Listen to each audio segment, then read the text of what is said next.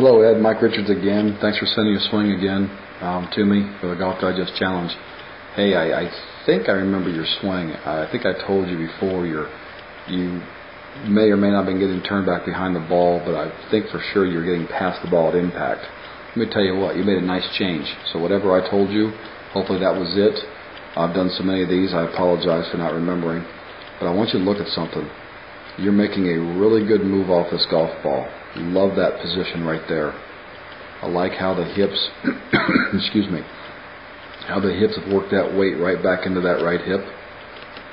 I like the way you're getting a nice extension. I really see that the left shoulder be pulled back across your chest. That's awesome. What I truly like is that motion though, right there.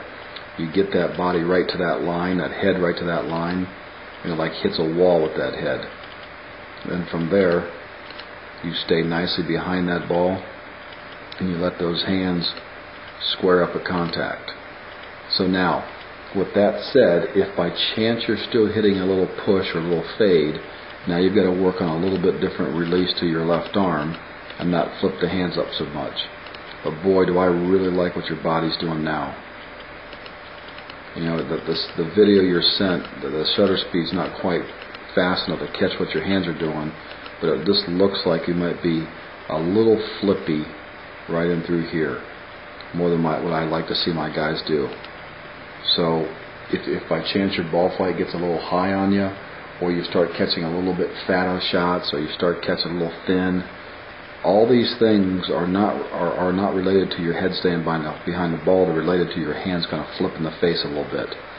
So once again, I'm going to have you go and look at a model I use a lot in a little different speed video, which you'll be able to see. I'm not quite certain if I sent this to you last time or not, but I'd love to see you work on that good an impact.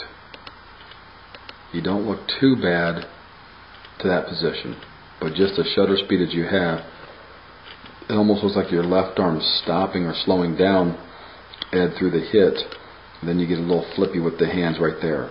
Whereas you see Faxon on the right compresses that ball, everything lines back up. Now watch his left arm. His left arm just keeps rotating, and it keeps moving as it rotates. Yours looks like it kind of slows down and then pulls in right there. So I don't like this break look right here.